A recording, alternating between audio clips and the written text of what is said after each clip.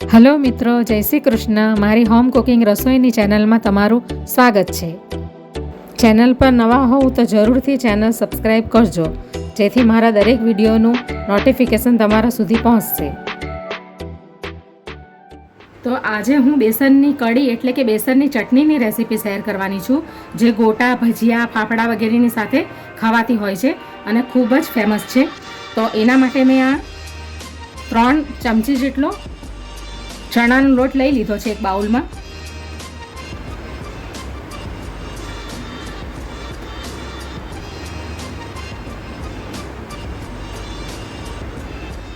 હવે આપણે એની અંદર એક પવાલું ભરીને પાણી નાખીશું.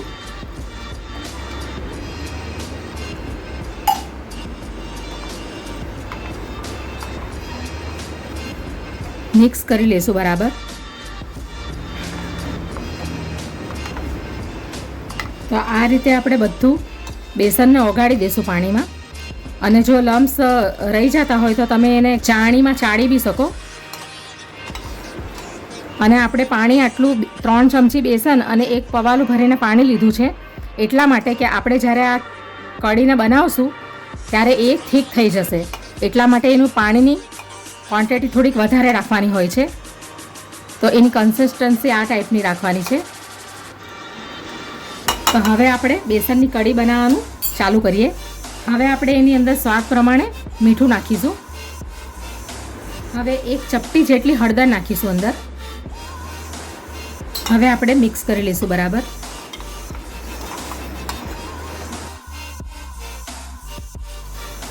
તો ગેસ ઉપર મેં પેન મૂકી દીધું છે. હવે આપણે એની અંદર 1 ચમચી જેટલું ઓઇલ નાખીશું.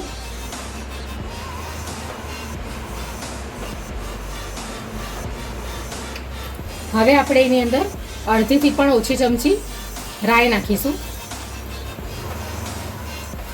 એટલા જ પ્રમાણમાં આપણે જીરું નાખીશું.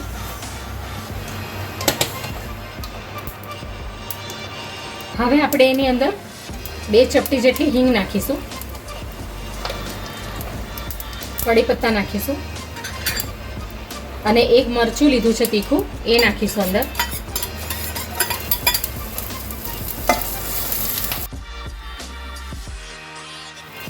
હવે આપણે આ બેસનનું જે ઘોલ તૈયાર કર્યું છે એ અંદર નાખી દઈશું ચટણીનું.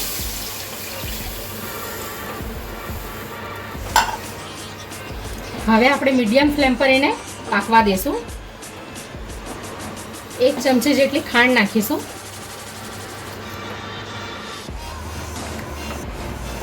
તમે જોઈ શકો છો કે કઢીનું ટેક્સચર આવું થીક થઈ ગયું છે. હજી આપણે 1 મિનિટ સુધી એને પાકવા દઈશું.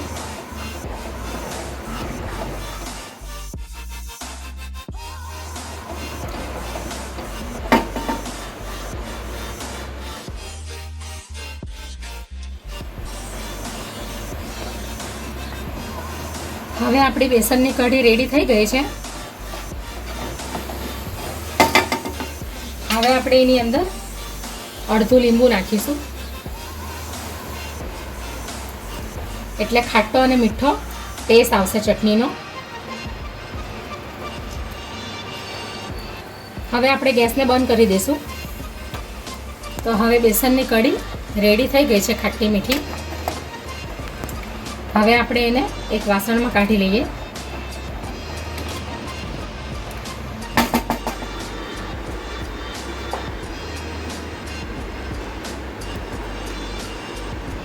આ કઢીને તમે ભજીયા, ગોટા, ફાફડા વગેરેની સાથે આરામથી ખાઈ શકો.